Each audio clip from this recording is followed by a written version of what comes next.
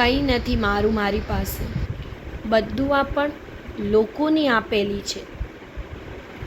મારે કોઈને હર્ટ નથી કરવા અને મારે પણ હર્ટ નથી થવું.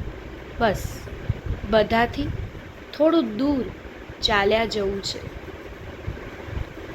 યાદો રહી જાય છે યાદ કરવા, અને સમય બધું લઈને વીતી જાય છે.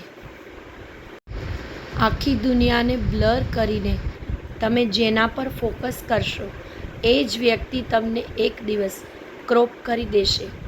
ચૂપચાપ સહન જ કરવું પડે છે, કંઈ પણ બોલ્યા વગર, કારણ કે એ અમુક વ્યથાને વર્ણવવા માટે હજી શબ્દો જ નથી બન્યા. ફિલિંગ્સ ઓછી થતી જાય ત્યારે રિપ્લાય ટૂંકા થતા જાય છે.